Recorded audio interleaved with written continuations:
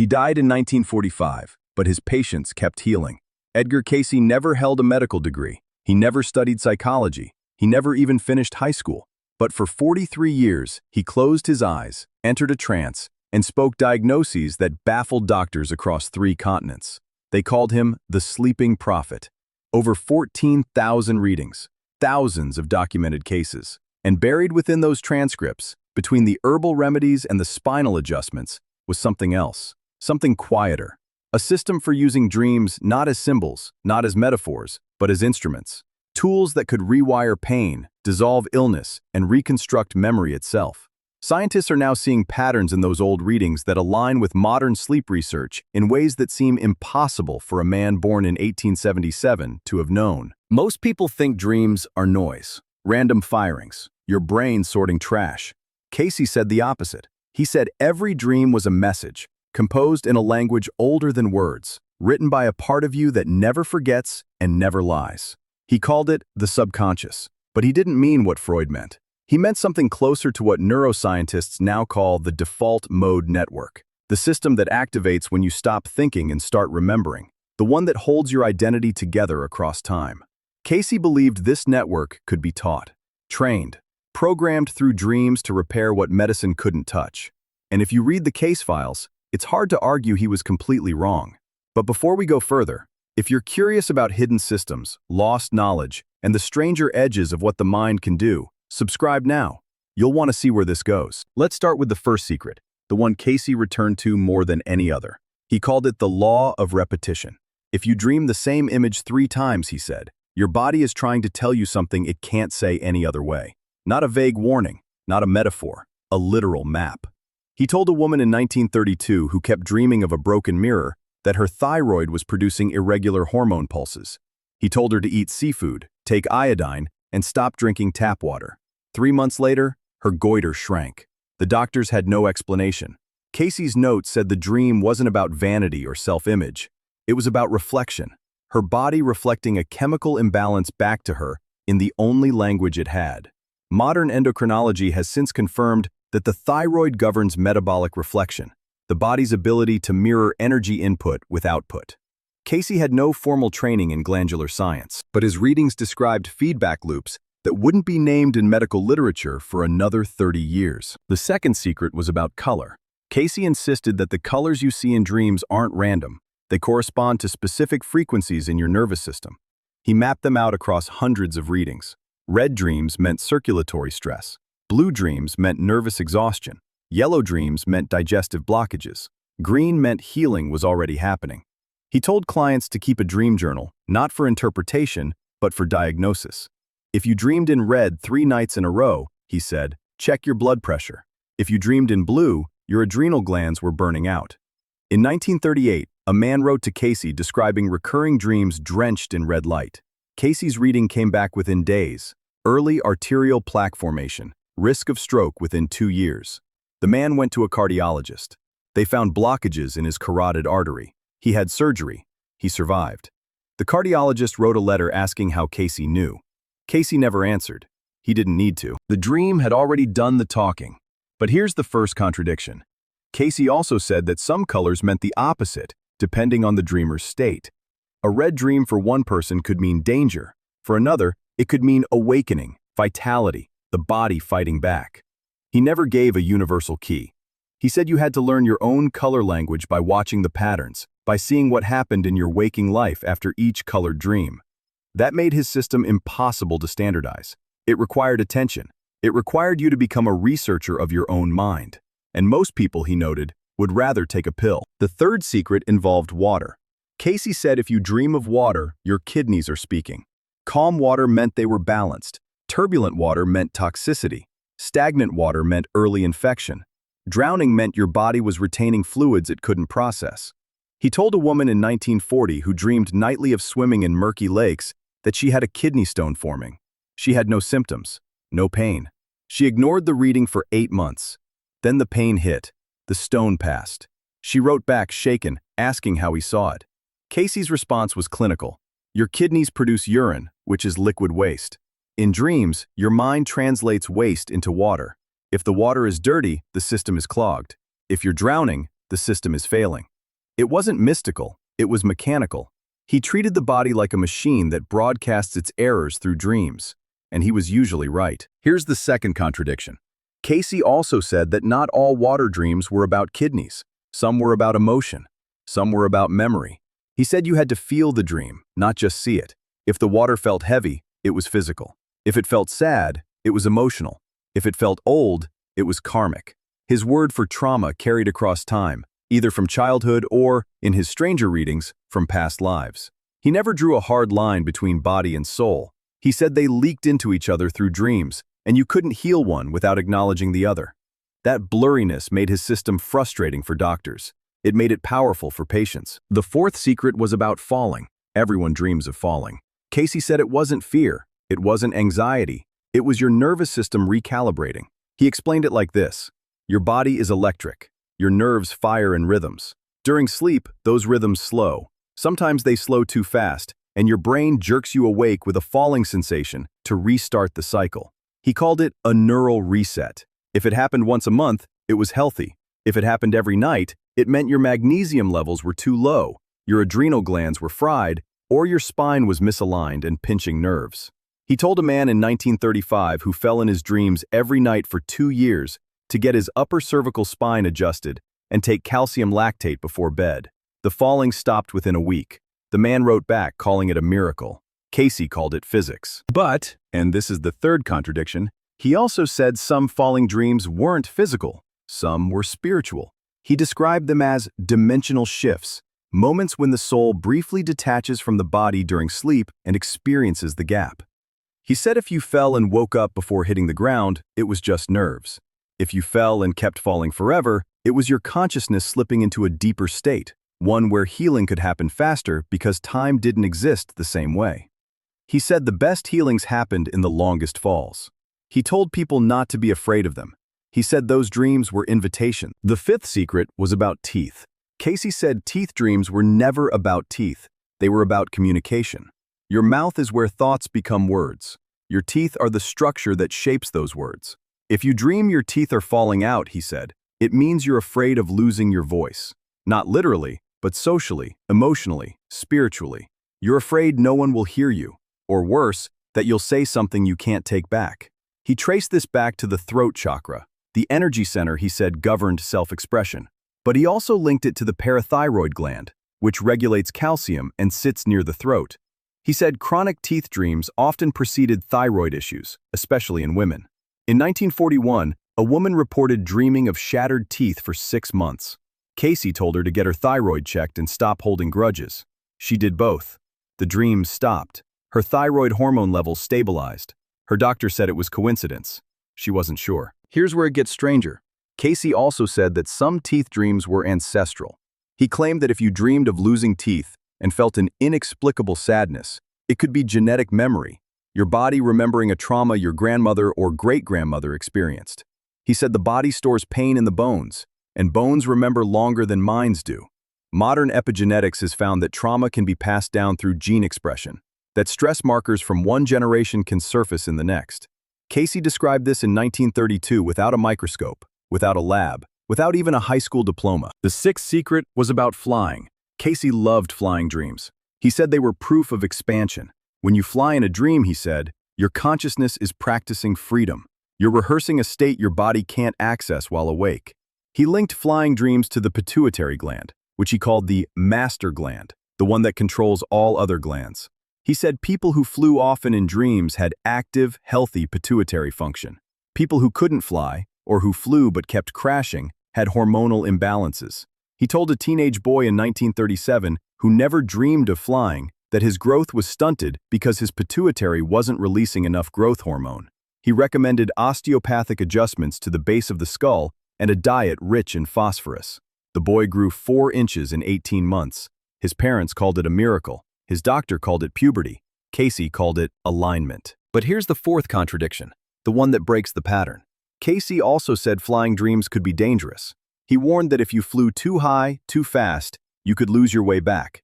He described cases, rare but documented, of people who flew so far in their dreams that they woke up disoriented, unable to remember who they were for hours, sometimes days. He said the soul could travel in sleep, but it needed an anchor. He said if you flew without intention, without love, without a reason to return, you might not. He called it astral drifting. Modern sleep science would call it dissociative episodes or severe sleep paralysis. Cayce called it forgetting your body. He said the cure was simple. Before sleep, set an intention. Tell yourself why you want to come back. It didn't have to be profound, it just had to be true. The seventh secret was the one Cayce returned to in his final readings, the one he seemed to consider most important. He called it the law of the wish dream. He said every dream, no matter how strange, no matter how terrifying, was at its core a wish. Not a surface wish, not, I want a new car. A deep wish, a soul-level wish. The wish to be whole, the wish to be seen, the wish to be free from pain. He said if you could find the wish inside the nightmare, you could heal the wound underneath. He walked clients through this process hundreds of times. Someone dreams of being chased. Cayce asks, what part of you is running? Someone dreams of drowning. He asks, what are you trying to let go of? Someone dreams of fire. He asks, what needs to burn? He said the images were less important than the feeling beneath them. He said the feeling was the medicine. If you could name it, sit with it, breathe through it, the body would release what it had been holding. He said, most illness was just frozen feeling.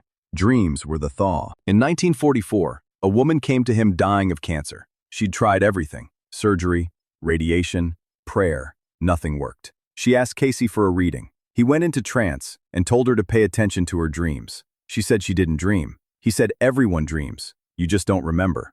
He told her to drink a glass of water before bed and tell herself she'd remember. She did.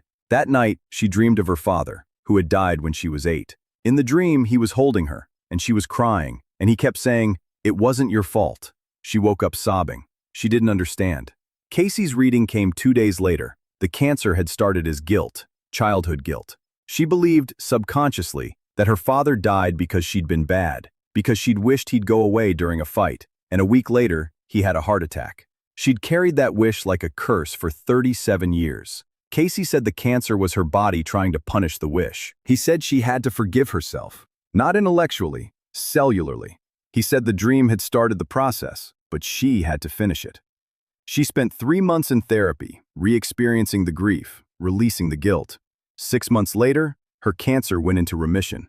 Her oncologist had no explanation. Cayce had died by then, but his reading had said she'd heal if she forgave. And she had.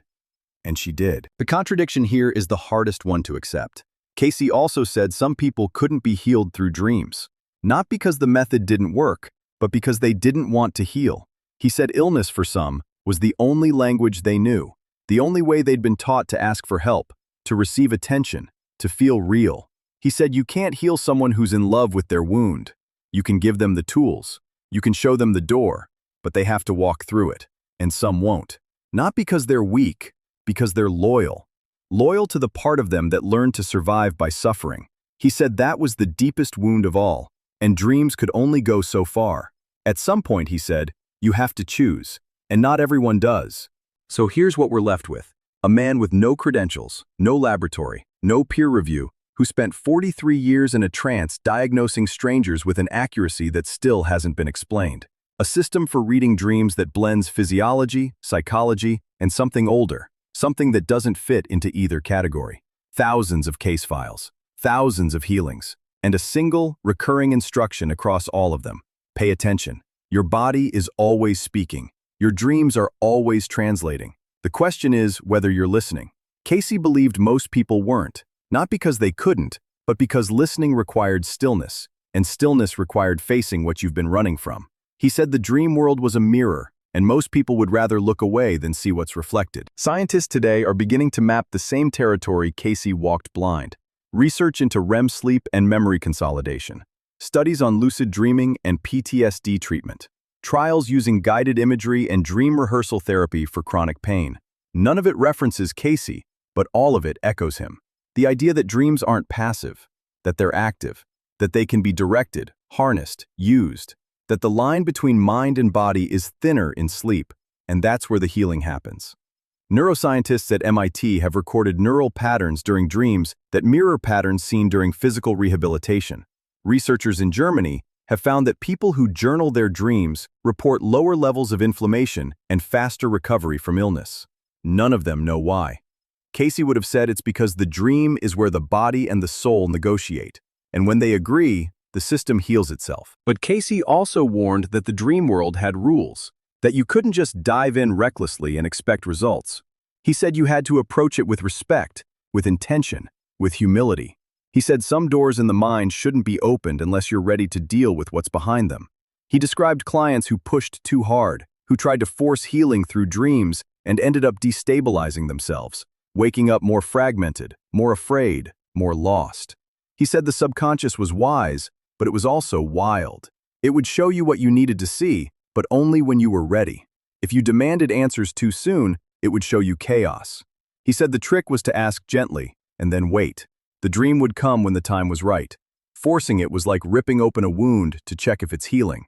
You'd only make it worse. One of the strangest elements in Cayce's dream readings was his insistence on vibration. He said everything in the body vibrates at a specific frequency. Your organs, your cells, your thoughts. He said illness was just a disruption in vibration, a note that had gone out of tune.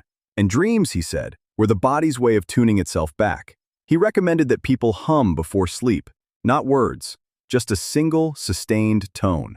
He said the vibration would carry into the dream and help stabilize whatever was shaking loose. A man in 1933 with chronic migraines followed this advice for 2 weeks. He hummed a low note for 5 minutes before bed every night. His migraines stopped. His doctor ran tests, found nothing. The man wrote to Cayce asking for an explanation. Cayce's response was short. Sound is structure. You rebuilt yours. Modern vibroacoustic therapy uses low-frequency sound to treat pain, and some studies show it works. But in 1933, it was just a man humming in the dark because a sleeping prophet told him to. There's a reading from 1943 that stands out. A soldier wrote to Cayce from Europe. He was having nightmares every night. Explosions, death, blood. He couldn't sleep more than 2 hours at a time. He was falling apart. He asked if Cayce could help. The reading came back, and it was strange. Cayce didn't talk about the nightmares. He talked about gratitude. He said the soldier needed to find one thing every day he was grateful for, no matter how small, and hold it in his mind as he fell asleep. He said nightmares were the soul's way of screaming when it couldn't find meaning. If you gave it meaning, any meaning, the screaming would stop. The soldier tried it. The first night, he was grateful for clean socks. The second night, for a letter from home. The third night, for silence. Within 2 weeks, the nightmares softened. They didn't disappear, but they changed. Instead of explosions, he started dreaming of fields. Instead of death, he started dreaming of his mother's kitchen. He survived the war. He wrote to Cayce in 1945, saying the gratitude practice saved his life. Cayce had died 4 months earlier. He never got the letter. But the method outlived him. Here's the pattern you start to see when you read enough of these cases. Cayce almost never gave the same advice twice. Every reading was personalized. Every solution was specific. He didn't believe in universal cures. He believed in universal principles applied individually. The principle was always the same. The body knows how to heal itself, but it needs permission. It needs alignment. It needs you to stop interfering. Dreams were the place where interference dropped away, where ego stepped back, where the body could finally tell the truth. Cayce's job wasn't to heal people. It was to translate what their bodies were already trying to say. And most of the time, the message was simple. Slow down, pay attention, forgive, let go, change your diet, fix your posture, drink more water, hum before bed. It wasn't complicated. It was just ignored. But the contradiction that haunts all of this is the one Cayce himself struggled with. If dreams were so powerful, if the body was so wise, why did people still suffer? Why did some healings work and others fail? Why did children get sick? Why did good people die in pain? Cayce was asked this hundreds of times. His answers were inconsistent. Sometimes he blamed karma. Sometimes he blamed environment. Sometimes he said suffering was a teacher. Sometimes he said it was just random, the cost of living in a physical body in a broken world. He never settled on one explanation. And maybe that's the point. Maybe the system wasn't supposed to make sense. Maybe it was supposed to work anyway. Cayce didn't need a theory of everything. He just needed to help the person in front of him. And most of the time, he did. The last reading Cayce ever gave was for himself, January 1945. He was exhausted. He'd been doing readings non-stop for months, sometimes 8 or 10 a day, trying to keep up with the flood of requests from soldiers, from mothers, from the dying. His body was breaking down. He went into trance and asked his subconscious what to do. The answer came back clear. Stop. Rest. You've done enough. He didn't listen. He kept going. 3 months later, he had a stroke. He died in his sleep. His last dream, according to his wife, was of a garden. He was planting seeds. She asked him what he was planting. He said, "Everything I couldn't finish." She asked if they'd grow. He smiled and said, "Only if someone waters them." So here's the question we're left with. Did Cayce discover something real? Or did he just tell people what they wanted to hear in a way that made them believe they could heal? And does the distinction even matter if the result was the same? Thousands of people got better. Not all of them, but enough. Enough that the question lingers. Enough that his readings are still being studied, digitized, cross-referenced with modern medical databases. Enough that sleep labs are running experiments on dream therapy without knowing they're retracing his steps. Enough that maybe, just maybe, he saw something the rest of us are still too awake to notice. The dream you had last night wasn't random. It was a sentence in a language you've forgotten how to read. And somewhere in the gap between sleep and waking, your body is still trying to teach you.